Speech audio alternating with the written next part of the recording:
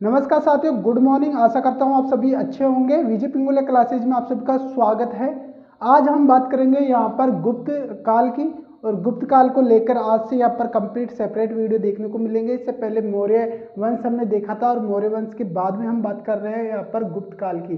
तो गुप्त काल की अगर बात करें तो यहाँ पर इसका संस्थापक माना जाता है, कौन माना जाता है? श्री गुप्त यहाँ पर देखने को मिलते हैं। श्री गुप्त कौन देखने को मिलते हैं? श्री गुप्त। और किसके अनुसार देखने को मिलते हैं? यहाँ पर प्रयाग प्रशस्ति अभिलेख के रिगार्डिंग अगर बात करें तो यहाँ पर जो है वो श्री गुप्त हमें देखने को मिलते हैं कि यहाँ पर जो है वो इसके संस्थापक, गुप्त वंश के संस्थापक कौन है? श्री गुप्त। और श्री गुप्त अगर बात करें कब के हैं तो 240 ईस्वी में लगभग हमें यहाँ पर देखने को मिलते हैं। कब? 240 ईस्वी में हमें देखने को मिलते हैं। देखिए इस तारीख से थोड़ा सा यहाँ पर जो मतभेद भी है, कई यहाँ पर 250 भी बताते हैं, कई अलग अलग राय है, बट ये फिक्स नहीं है। यहाँ पर ज़्यादा साक्ष्य नहीं मिलते हैं, बट जो है वो श्रीगुप्त लगभग है वो यहाँ पर 240, 50, 45 जो भी है वो ईस्वी में लगभग जो है वो इसके गुप्त वंश के संस्थापक थे। और श्रीगुप्त के समय यहाँ पर जो है वो काफ़ी साम्राज्य का विस्तार नहीं था, काफ़ी ज़्यादा नहीं था, छोटा सा था। बट अगर बात करें तो यहाँ पर जो है वो मौर्य काल, देखिए गुप्त वंश को हम कब कहाँ से पढ़ेंगे? यहाँ पर गुप्त वंश को कहाँ से पढ़ेंगे हम? चंद्रगुप्त फर्स्ट से हम यहाँ पर जो है वो पढ़ेंगे, मोस्टली वही है। तो क्यों पढ़ेंगे? क्योंकि मौर्य काल के बाद में यहाँ पर जो है वो पहला वंश है गुप्त वंश, जिसने यहाँ पर क्या है, उत्तरी भारत पर, संपूर्ण उत्तरी भारत पर जो है वो अपना राजनीतिक जो है वो अधिकार यहाँ पर स्थापित किया है। क्या किया है? राजनीतिक अधिकार स्थापित किया है। तो इस वजह से हम यहाँ पर जो है वो गुप्त वंश की बात करेंगे। और अगर बात करें यहाँ पर, चलिए आगे बात करते हैं, सेपरेट आपको जो है वो इसका डिटेल बताते हैं। देखिए अगर बात करें हम कि अगर विस्तार की बात करते हैं, किसकी बात कर रहे हैं? गुप्त काल और गुप्त वंश की बात कर रहे हैं। तो गुप्त वंश की बात करें या गुप्त काल की अगर बात करें तो हमें इसका विस्तार स्टार्टिंग में यहाँ पर विस्तार जो है वो कहाँ तक देखने को मिलता है? तो विस्तार की अगर बात करें, विस्तार गुप्त काल आप डाल सकते हो यहाँ पर, क्योंकि विस्तार देख रहे हैं तो काल में गुप्त काल डाल दीजिए। विस्तार की बात करें तो विस्तार हमें कहाँ पर देखने को मिलता है? उत्तरी भारत में। और अगर बात करें उत्तरी भारत में कहाँ पर, तो हमें यूपी यानी उत्तर प्रदेश और बिहार, उत्तर प्रदेश और बिहार में हमें देखने को मिलता है। ज़्यादातर प्रमुख हमें उत्तर प्रदेश में जो है वो खाद्यान्नों की वजह से, इन वजह से यहाँ पर जो है वो उत्तर प्रदेश में हमें देखने को मिलता है। इसके बाद में अगर बात करते हैं क्षमा चाहूँगा, इसके बाद में अगर बात करें तो इसके बाद में हमें यहाँ पर जो है वो और क्या देखने को मिलता है? तो हमें यहाँ पर जो है वो गुप्त वंश के बारे में हमें जानकारी मिलती है कि गुप्त वंश कौन थे। तो अगर बात करें, देखिए क्या है, गुप्त वंश कौन थे, गुप्त कौन से या गुप्त वंश के कौन थे, इसको आप डाल लीजिएगा, गुप्त कौन थे। तो गुप्त कौन थे अगर बात करें तो माना जाता है कि ये क्या थे? कुषाण शासकों के सामंत। कौन थे? सामंत। किसके? कुषाण शासकों के सामंत। आपको जैसे कि देखने को मिलेगा, गुप्त काल आने से पहले कुषाण शासकों ने भी शासन किया था, और उनके क्या माने जाते हैं? सामंत यहाँ पर देखने को मिलते हैं। सामंत की बात करें, सामंत कौन होता है? क्या सामंत कौन होता है? तो सामंत की बात करें तो आपको पता है, जैसे कि अगर कुषाण शासकों के सामंत है तो ये कुषाण क्या हो गए? राजा हो गए। क्या हो गए? शासक या राजा जिसे बोलते हैं, वो ये केंद्र बिंदु भी हो गए। बट इसके साम्राज्य विस्तार, देखिए ये हो गए राजा मध्य में, इसके बगल में दाएं बाएं बगल में जहाँ पर भी शासक अदर जो यहाँ पर प्रांतों पर जो यहाँ पर प्रमुख रहेंगे, प्रांतों को संभालने वाले प्रमुख होंगे, प्रांतों में दूर किसके अधिकार क्षेत्र में होंगे? इनके, ये राजा के अधिकार क्षेत्र में रहेंगे, बट कार्य कौन करेंगे? सामंत। तो ये दूर वाले, इधर वाले कौन हो गए? ये दूर जहां पर संभाल रहे हैं, राजा का निर्देश के अनुसार संभाल रहे हैं, वो कौन हुए? सामंत। कौन होते हैं? सामंत हमें देखने को मिलते हैं। तो सामंत इसको बोलते हैं जो राजा के अलावा बाहर के जो दूर वाले जो संपर्क वाले एरिया होते हैं उनके जो है वो सामंत होते हैं, उनके अधिकार क्षेत्र में होते हैं भूभाग सारी चीज़ें, और जो है वो किसानों से कृषि लगान वसूलना सारी चीज़ें उनके पास में होती हैं। तो बात हुई सामंत कौन है, तो सामंत कौन थे? कुषाण शासक। अब माना जाता है कि कुषाण शासकों के सामंत थे। और इनका अगर बात करें, इनका गोत्र की बात करते हैं तो गोत्र क्या देखने को मिलता है? तो गोत्र हमें यहाँ पर जो है वो इनका ये एक यहाँ पर गोत्र देखने को मिलता है। गोत्र हमें यहाँ पर क्या देखने को मिलता है? यहाँ पर धारण क्या देखने को मिलता है? धारण गोत्र। इनका गोत्र क्या देखने को मिलता है? धारण गोत्र। देखिए ये बात हो गई। अगर बात करें यहाँ पर, अब बात करते हैं, देखिए गुप्त काल हो गया। अगर साक्ष्यों के बारे में बात करें कि साक्ष्य कहाँ कहाँ से स्रोत हमें देखने को मिलते हैं, स्रोत की चलिए बात करते हैं। सबसे पहले श्रीगुप्त की तरफ नहीं चलते हैं, अपन स्रोत की तरफ चलते हैं कि स्रोत हमें क्या क्या दिखाते हैं, कौन कौन से स्रोतों से हमें पता चलता है कि श्रीगुप्त यहाँ पर जो है वो संस्थापक थे, है ना, ये चीज़ें। देखिए बात करते हैं यहाँ पर सबसे पहले कि यहाँ पर जो है इसके संस्थापक कौन थे। देखिए संस्थापक थे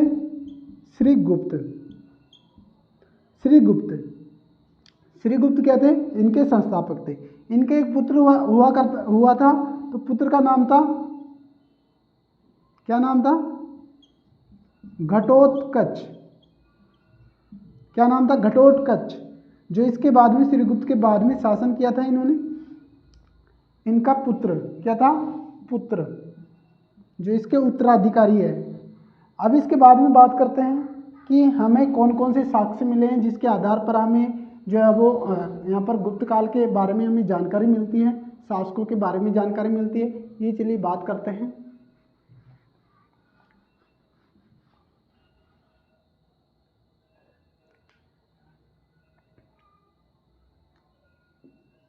तो साक्ष्यों की बात करें तो हमें मोस्टली अगर बात करें तो मुद्राओं से हमें साक्ष्य मिलते हैं ज़्यादातर। तो मुद्राओं के साक्ष्य की बात करते हैं। किसके? मुद्राओं के साक्ष्यों के अनुसार अगर बात करते हैं तो हमें यहाँ पर जो है वो देखने को मिलता है। पहला अगर बात करें, पहला किसके? यहाँ पर समुद्रगुप्त का एक अभिलेख हमें देखने को मिलता है। अभिलेख की बात करूं तो यहाँ पर प्रयाग प्रशस्ति,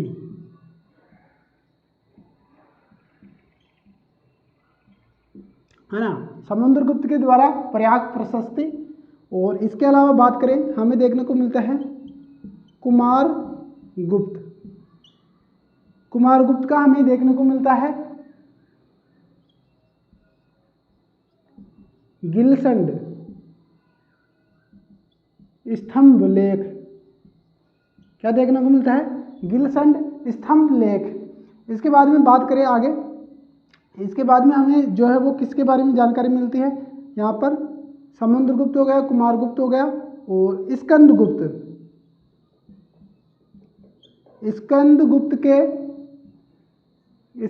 के अगर बात करें तो भीतरी स्तंभ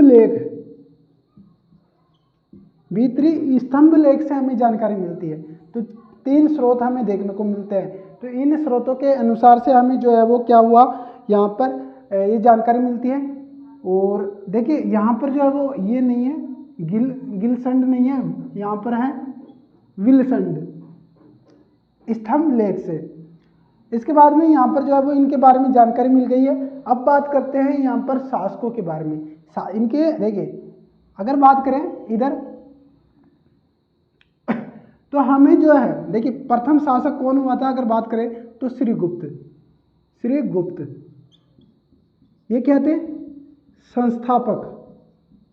किसके? गुप्त वंश के, है ना। कौन थे? गुप्त वंश के।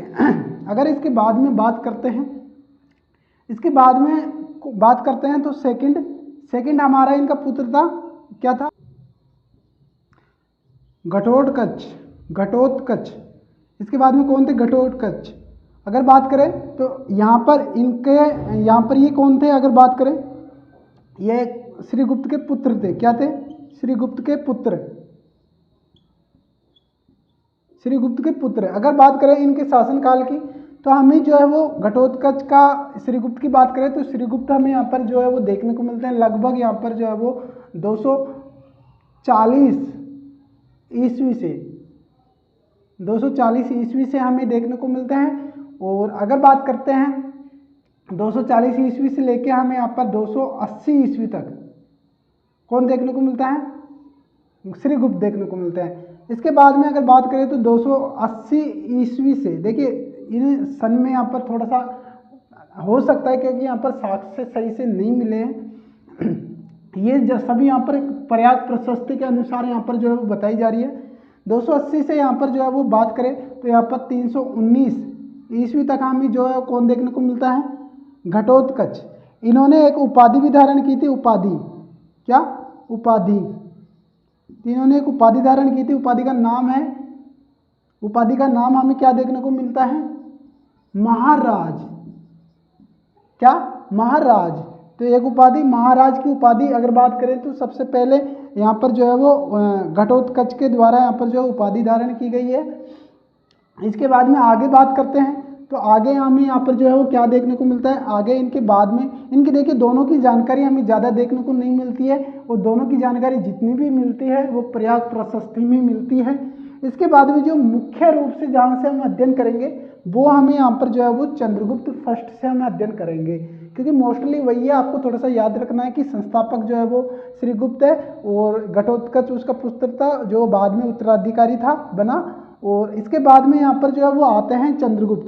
कौन आते हैं? चंद्रगुप्त। कौन आते हैं? चंद्रगुप्त। और चंद्रगुप्त आते हैं, चंद्रगुप्त लगभग जो है वो 319 ईस्वी में आते हैं। और इसके बाद में अगर बात करें चंद्रगुप्त यहाँ पर क्या थे? ये थे वास्तविक संस्थापक। क्या थे?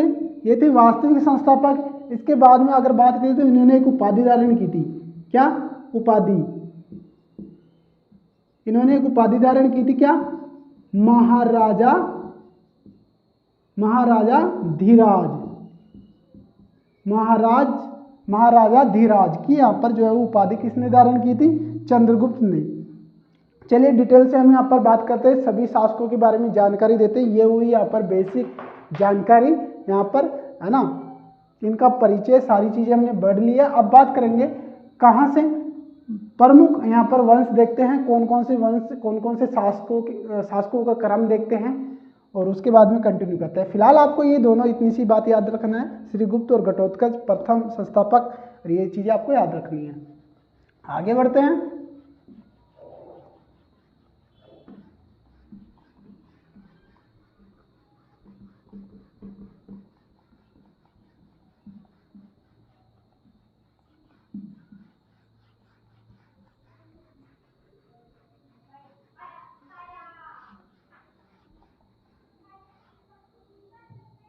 चलिए इसके बाद में आगे देखते हैं, और आगे हमें क्या मिलता है। देखिए ये आता है, बात करते हैं शासकों का क्रम। हम बात कर रहे हैं अब गुप्त वंश के शासकों का क्रम, है ना। देखिए शासक लगभग अगर बात करूं तो 16 शासक हमें देखने को मिलते हैं। गुप्त वंश में कितने शासक देखने को मिलते हैं? लगभग 16 शासक हमें देखने को मिलते हैं। उसमें से हम बात करते हैं लगभग अगर बात करें तो हम जो है वो लिखाते हैं। देखिए याद करवाता हूं आपको। पहला हमें कौन देखने को मिलता है? पहला हमें यहाँ पर देखने को मिलता है श्रीगुप्त। कौन? पहला शासक। दूसरा हमें शासक कौन देखने को मिलता है अगर बात करें तो यहाँ पर घटोत्कच, है ना। तीसरा शासक हमें कौन देखने को मिलता है?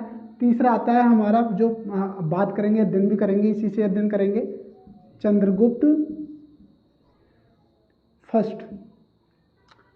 चौथा हमें देखने को मिलता है कौन, चंद्रगुप्त के बाद में समुद्रगुप्त,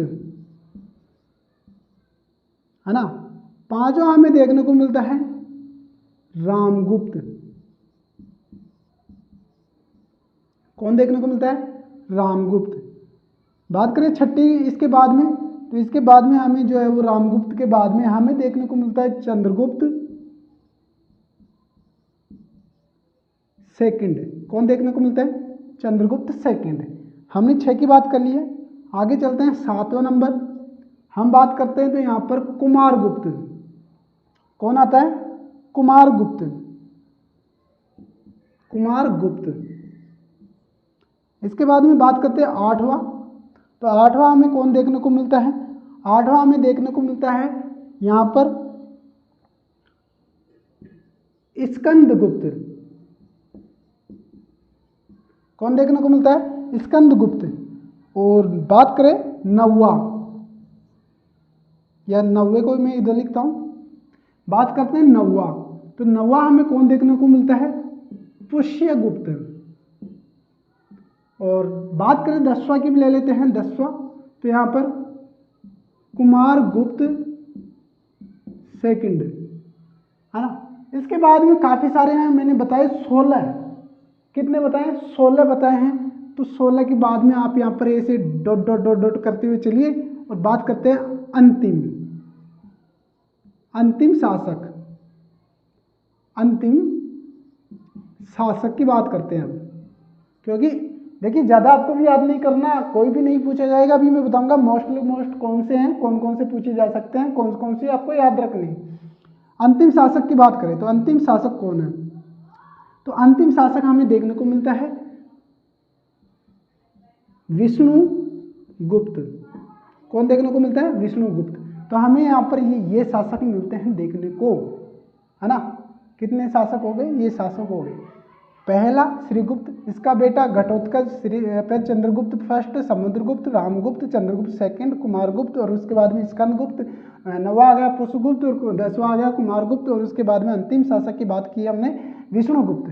तो विष्णुगुप्त के बाद में यहाँ पर गुप्त वंश यहाँ पर समाप्त हो जाता है। फिलहाल ये शासक आपको याद रखने, सभी को ऐसे कैसे नोट डाउन कर लीजिएगा। क्या करना है, सभी को ऐसे कैसे नोट डाउन कर लेना है। सबसे पहले अगर बात करूँ किस किस को याद रखना है, तो आपको देखिए इसमें से यहाँ तक आप छोड़ दीजिए, ये दोनों आप भले ही छोड़ सकते हो। इसके अलावा थोड़ा सा आपको शासकों का क्रम ये सभी को याद रखना है। इसके अलावा आप इसको छोड़ दीजिएगा, है ना, किसको, इसको छोड़ दीजिएगा। यहाँ पर एक कट का चिन्ह लगा रहा हूँ, ये लें, इसको छोड़ दीजिएगा। इसके अलावा आपको ज़्यादातर है ना सभी को थोड़ा थोड़ा आपको याद रखना है, श्रीगुप्त को, घटोत्कच को, ये आइडिया रखना है इन दोनों का। ये केवल संस्थापक है, इसका पुत्र था जो इसके बाद में राजगद्दी संभाली थी। इसके बाद में यहाँ से लेके और यहाँ तक आपको जो है वो बहुत इंपॉर्टेंट है, ये वाले शासक, ये वाले शासक बहुत ही इंपॉर्टेंट है। और इनमें याद रखना नहीं है, बस इसको याद रखना है कि अंतिम शासक है ये, बस यही याद रखना है इसमें, है ना। तो ये प्रमुख हुए, तो ये सभी को नोट डाउन कर लीजिएगा। इसके बाद में आगे चलते हैं।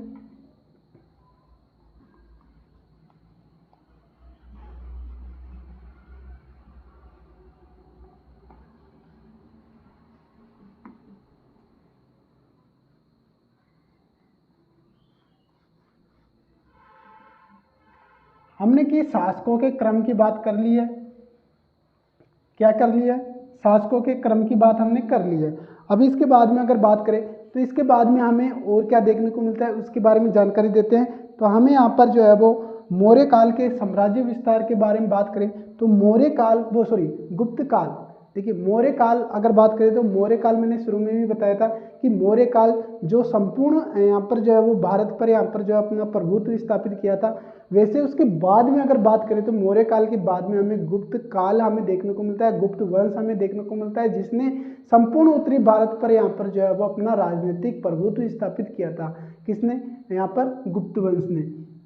तो बात करें गुप्त वंश की, तो गुप्त वंश की बात करें तो गुप्त वंश में हमें देखने को मिलता है, किसके बारे में बात करें, गुप्त वंश में हमें देखने को मिलता है कि यहाँ पर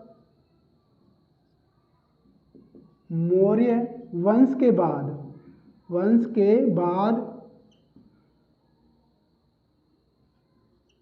गुप्त वंश ने पुनः संपूर्ण, क्या पुनः संपूर्ण उत्तरी भारत पर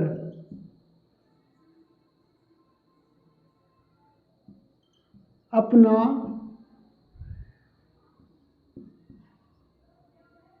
राजनीतिक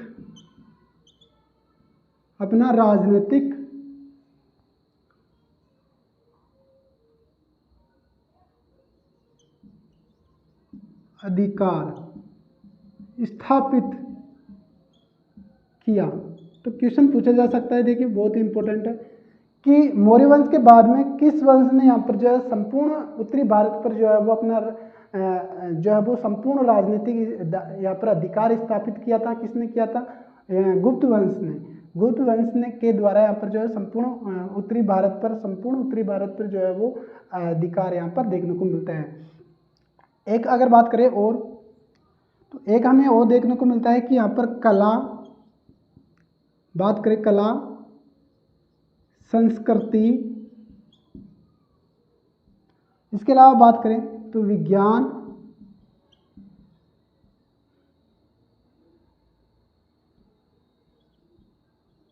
और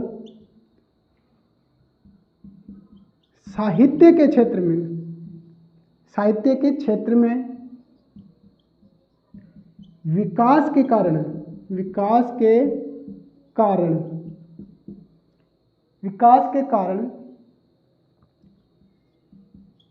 गुप्त काल को भारतीय इतिहास का स्वर्णिम युग जैसे काल कहा गया। क्या? कला साहित्य व विज्ञान और कला संस्कृति विज्ञान और साहित्य के क्षेत्र में विकास के कारण गुप्त काल को भारतीय इतिहास का स्वर्णिम युग या काल कहा गया। देखिए मोस्ट इंपोर्टेंट है, वो लिखा रहा हूँ आपको, वो ये लिखना ही है, स्टार लगा लो इन पे जो लिख रहा हूँ उन पे। इसके अलावा बात करें तो यहाँ पर श्रीगुप्त को, देखिए श्रीगुप्त को आदि पुरुष भी यहाँ पर कहा गया। क्या कहा गया? आदि पुरुष भी हमें देखने को मिलता है। तो बात करें तो आदि पुरुष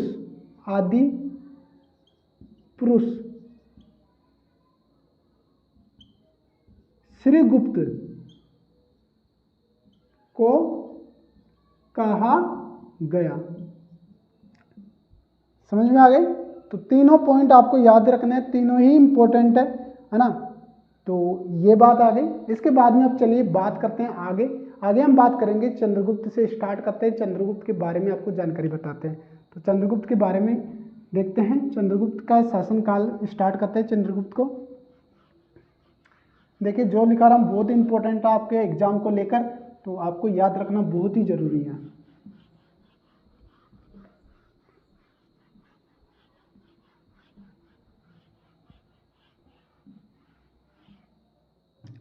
बात करते हैं चंद्रगुप्त फर्स्ट का अगर बात करें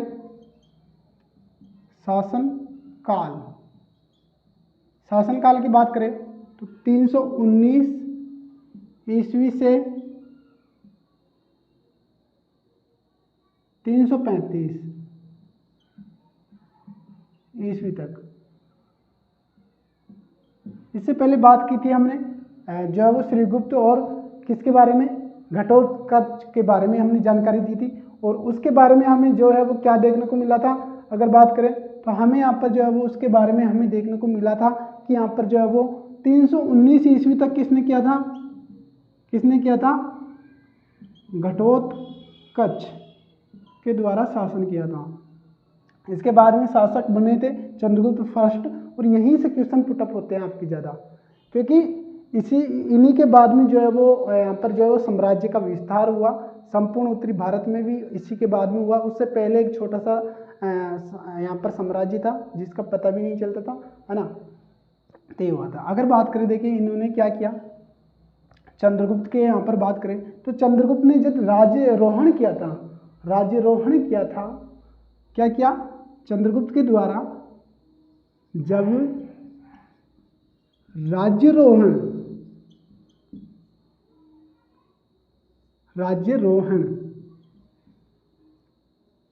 के साथ, राज्यारोहण कब किया, चलिए बात करते हैं राज्यारोहण कब किया है। राज्यारोहण किया इन्होंने 9 मार्च 319 ईस्वी में, है ना, राज्यारोहण किया। इसी के साथ में क्या, इसी राज्यारोहण के साथ में इन्होंने क्या किया, गुप्त संवत प्रारंभ किया। क्या किया, गुप्त संवत प्रारंभ किया। किसने, चंद्रगुप्त ने।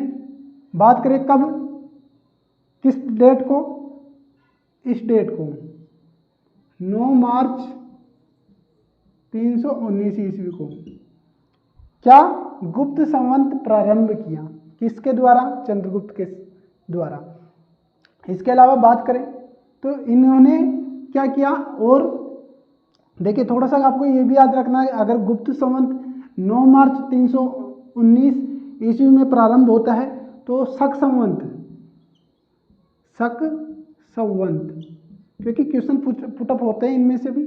शक संवत कब प्रारंभ हुआ था, अगर बात करें तो शक संवत हुआ था यहाँ पर, ये हुआ,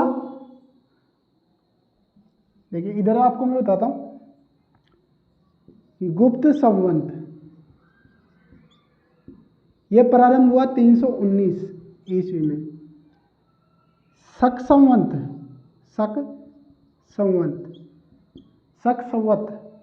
अगर बात करें तो ये हुआ 78 ईस्वी में। दोनों की बात करें तो क्वेश्चन क्या होता है, अब आप बात सोच रहे होंगे दोनों की क्या है, तो दोनों की बात करें, इन दोनों की, तो दोनों की बात करते हैं तो इनका अंतराल पूछ लिया जाता है, कई बार अंतराल पूछ लिया जाता है। तो क्या है, दोनों में अंतर, दोनों में अंतर कितना देखने को मिलता है, 200 यहाँ पर 241 वर्षों का अंतर तो पूछ लिया जाता है आपसे कि कितने वर्षों का अंतर हमें यहाँ पर देखने को मिलता है दोनों में। तो शक संवत और गुप्त संवत में हमें 241 वर्षों का यहाँ पर जो है वो अंतर देखने को मिलता है। कितना देखने को मिलता है, 241 वर्षों का हमें जो है वो इसके अंतर हमें देखने को मिलता है। इसके बाद में बात करें, आगे बढ़ते हैं, इनके विवाह के बारे में थोड़ी सी चर्चा कर लेते हैं। इसको सभी को नोट डाउन कर लीजिएगा आप। इसके बारे में आप थोड़ा सा यहाँ पर इनके विवाह के बारे में, ज़्यादा जानकारी यहाँ पर नहीं है, बट इन्होंने की जो मोस्टली आपके क्वेश्चन आते हैं उनके बारे में बात कर रहे हैं हम।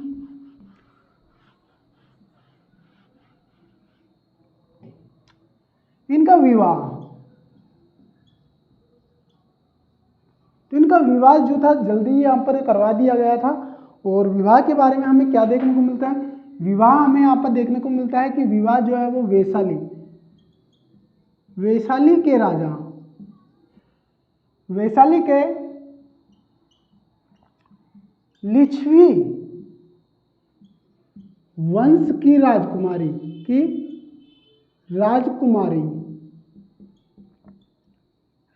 का नाम हमें देखने को मिलता है कुमारी देवी। क्या देखने को मिलता है, कुमारी देवी से विवाह किया। किससे विवाह किया, कुमारी देवी से। इन्हीं के नाम पर क्या किया, इन्होंने एक सिक्के चलाए, इन्हीं के नाम पर इन्होंने सिक्के चलाए। तो इन्हीं के नाम पर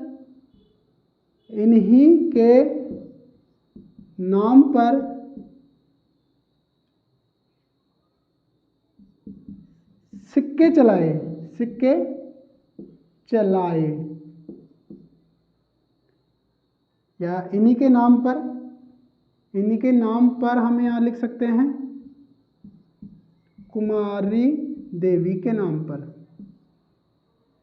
क्या किया, सिक्के चलाए। किसके सिक्के चलाए थे अगर बात करें तो सिक्के चलाए थे सोने के सिक्के।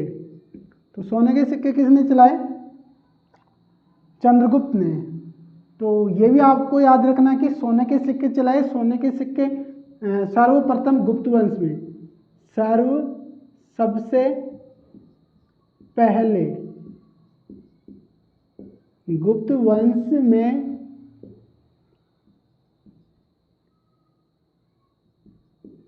सोने के सिक्के चलाए, है ना। किसने चलाए, समुद्रगुप्त के द्वारा, फर्स्ट के द्वारा। कुमार देवी नाम रखा और सोने के सिक्के थे वो, तो सोने के सिक्के किसने चलाए, चंद्रगुप्त ने। तो आपको याद रखना है कि वैशाली के लिच्छवी वंश की राजकुमारी जिसका नाम मिलता है कुमारी देवी से विवाह किया और कुमारी देवी के नाम पर ही यहाँ पर सिक्के चलाए। और वो कौन से थे, सोने के सिक्के हमें देखने को मिलते हैं, जो सबसे पहले गुप्त वंश में हमें जो है वो प्रथम शासक में देखने को मिलता है जो सोने के सिक्के चलाए। तो इनके बाद में यही जानकारी मिलती है, एक तो ये, और इसके अलावा जो आपने पहले बात की कि राज्यारोहण के साथ में इन्होंने जो है वो गुप्त संवत की स्थापना की। इस जो गुप्त संवत प्रारंभ किया जो 9 मार्च 200 वो सॉरी यहाँ पर कब 200 यहाँ पर 319 ईस्वी में यहाँ पर प्रारंभ किया। और उससे रिलेटिव मैंने बात की, अंतर बताया आपको, शक संवत जो है वो 78 ईस्वी में प्रारंभ हुआ था और अंतर उनका बताया था 241 वर्षों का अंतर देखने को मिलता है। तो अंतर आपको याद रखना, क्वेश्चन पूछ आते हैं।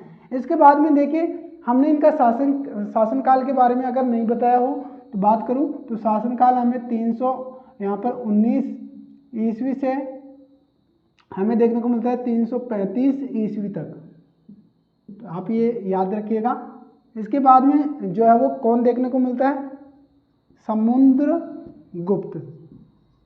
तो इनके बाद में जो शासक बनेगा वो बनेगा समुद्रगुप्त। और समुद्रगुप्त के बारे में कल की क्लास में हम यहाँ पर जो है वो बात करेंगे।